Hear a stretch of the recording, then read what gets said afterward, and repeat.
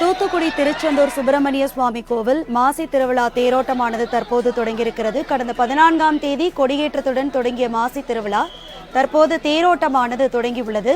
மாலை முரசு நிர்வாக இயக்குனர் ஈரா கண்ணநாதித்தன் தற்போது தொடங்கி வைத்தார். சுப்பிரமணிய சுவாமி கோவில் மாசி திருவிழா தேரோட்டம் தற்போது கோலாகலமாக தொடங்கியுள்ளது.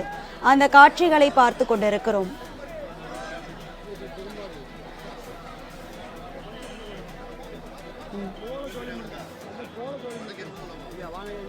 தூத்துக்குடி திருச்செந்தூர் சுப்பிரமணிய சுவாமி கோவில் மாசி திருவிழா தேரோட்டம் தற்போது கோலாகலமாக தொடங்கியுள்ளது.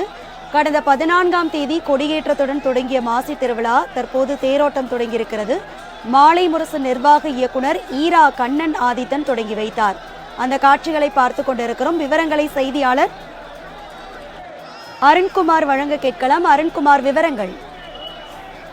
நிச்சயமாக அரசி, முருகப்பெருமானின் அறுபடை வீடுகளில் 2ஆம் படை வீடாக திகழக்கூடிய திருச்செந்தூர் அருள்மிகு சுப்பிரமணிய சுவாமி கோவிலில் நடைபெறக்கூடிய முக்கிய திருவிழாக்களில் ஒன்றானது இந்த மாசி திருவிழா.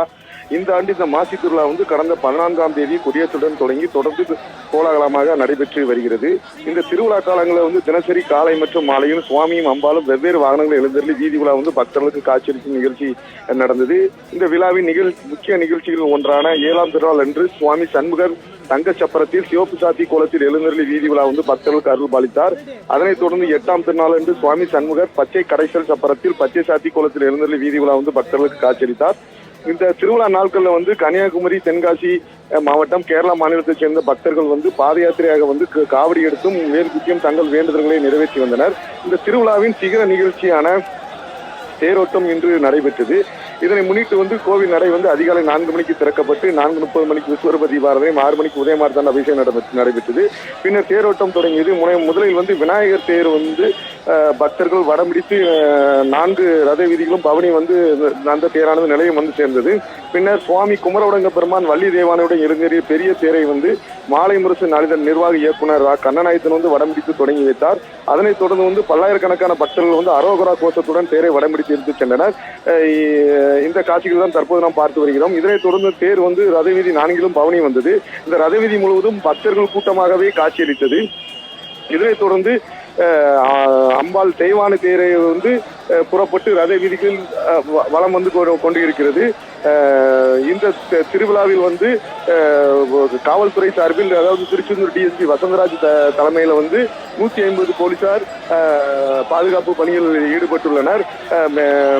மேலும் தமிழகத்தின் பல்வேறு பகுதியிலிருந்து சிறப்பு பேருந்துகளும் இயக்கப்பட்டது. மாசி திருவிழாவை கடந்த ஆண்டு உள்ளூர் விடுமுறை விடப்பட்டது.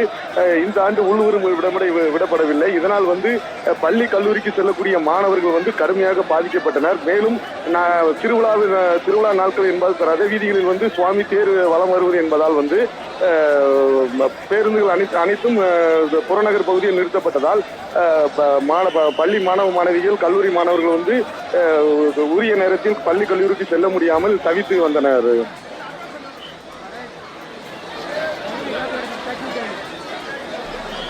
விவரங்களுக்கு நன்றி அருண்குமார்.